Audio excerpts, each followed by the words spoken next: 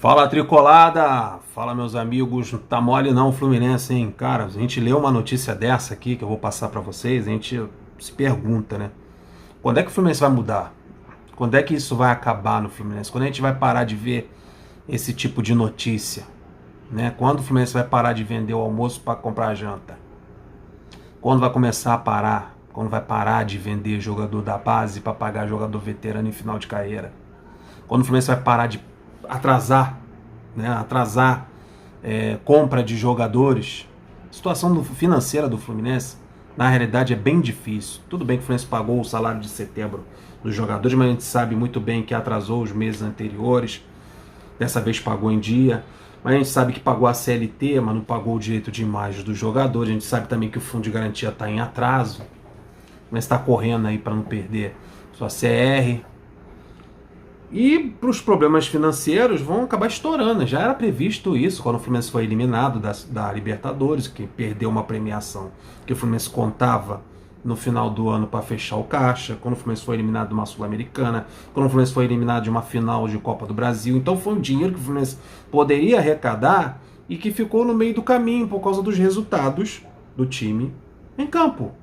E muitos desses resultados do time em campo que impediram que o Fluminense recebesse essas premiações foi muito por conta do elenco montado, um elenco curto, com jogadores veteranos em final de carreira, um elenco limitado, que só está chegando aí perto de um G4, graças ao trabalho do seu treinador, com muito esforço, mas também com muitos erros, mas está indo a trancos e barrancos. Daí você vê uma notícia dessa, parece que eu já li uma notícia dessa em 2019, em 2018, em 2017. Eu vi essa notícia aqui já repetitiva no Fluminense.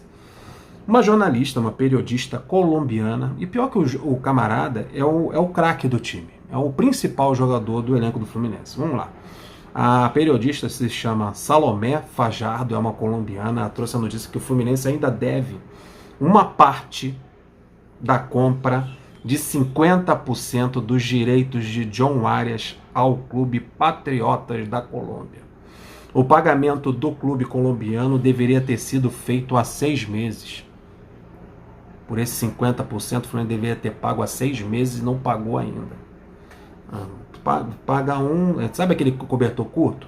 Puxa, fica os pés de fora.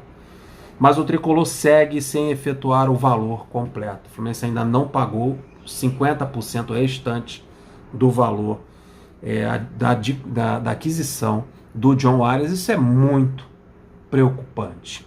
A pergunta que a gente faz é a seguinte: quando a gente vê um jogador do nível do John Arias nessa situação, o Fluminense devendo, a gente faz a seguinte pergunta: está atrasado o pagamento do Cris Silva? O Fluminense pagou o dinheiro integral pela compra do Cris Silva ou parcelou? E essas parcelas do Cris Silva estão em dia ou estão atrasadas também? E a parcela do Caio Paulista? O Fluminense pagou à vista pelo Caio Paulista ou parcelou também a Uran? Falta alguma parcela para pagar pela aquisição do Caio Paulista? Outra pergunta: o Fluminense já pagou, já quitou a situação do Sornosa e do Orejuela, que vira e mexe, já o pessoal o Fluminense está devendo, o clube vai botar o Fluminense na FIFA. Teve poucos meses, aí, 1 ou 2 meses atrás, aí, o Fluminense fez um segundo acordo com o Independente Del Valle para o Del Valle não botar o Fluminense na FIFA de novo. Aí o Fluminense teve que fazer um segundo acordo. Então é Sornosa, é Orejuela, questionamento de jogadores ruins adquiridos pelo Fluminense, como o Caio Paulista e como o Cris Silva, também com parcelas aí, tá em dia? Para esse jogador ruim deve estar em dia, né? Não deve ter atraso pro Cris Silva, não deve ter atraso no pagamento do Caio Paulista. Mas, amigo, atrasar o dinheiro, a compra do Arias, amigo, do Arias, o Fluminense só pode estar de brincadeira. Segundo a repórter colombiana Salomé Fajardo, o Fluminense ainda deve uma parte do valor referente à compra de 50% dos direitos econômicos do meia atacante John Arias. O Fluminense só pagou 50%, só pagou a metade. Está 6 meses atrasado. De acordo com a jornalista, o pagamento ao clube colombiano deveria ter sido feito há 6 meses, mas o Tricolor ainda não o efetuou. o valor do pagamento. Daí teve aí uns poucos meses também atrás, aí teve uma especulação de que o Arias estava sendo sondado, tinham clubes interessados na contratação dele. Cara, o Arias é somente o melhor jogador do elenco. Como é que você contrata um jogador com a qualidade que ele tem? Você só paga a metade. Aí você começa a perguntar como é que está a área financeira do Fluminense. O Fluminense não apresenta balanços. O Fluminense atrasa salário de jogadores. Esse mês pagou em dia, ok, mas é obrigação pagar salário. O Fluminense atrasa fundo de garantia. O Fluminense atrasa direitos de imagem, mas está em dia no CLT, o que importa com o jogador. Né? Teve até uma suspeita, reclamação de alguns torcedores nas redes sociais pelo fiasco contra o Atlético Goianiense, nos últimos fiascos do Fluminense, se estavam relacionados à má vontade do jogador devido a esses atrasos de salário. Todo mundo sabe que o Fluminense está precisando vender com urgência 2 jogadores, no mínimo um jogador, né? Pelo menos um jogador até o final do ano, senão não vai fechar no vermelho, partindo para o roxo, né? Nem vermelho, vai partindo para o grená as finanças do Fluminense. O Fluminense vai precisar vender um jogador de qualquer maneira. E esse jogador que o Fluminense vai precisar vender de qualquer maneira é o Wellington? É quem? É o Caio Paulista? É o Cris Silva? É quem? Essas barangas que a gente quer ver pelas costas, Felipe Melo, William Bigode? Não. É um garoto da base que vai precisar ser vendido às pressas até o final do ano. Senão já foi vendido. Aí o Matheus Martins, estão falando até que já está tudo acertado com a Udinese. O Jorge Nicola falou que está tudo acertado. O Gabriel Amaral falou que perguntou o pessoal do Fluminense. O pessoal do Fluminense falou que não tem nada certo, mas eu não acredito. Né? Como depois você vê o que aconteceu com o Luiz Henrique. Já estava vendido já há um tempo, a gente foi saber só depois.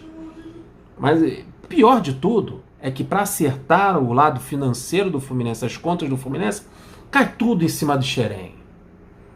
Xerém, meu amigo, é o saco de pancada do Fluminense. Você precisa arrumar dinheiro, você vai lá em Xerém. Isso aí você vai empobrecendo a base do clube, vai empobrecendo o time principal.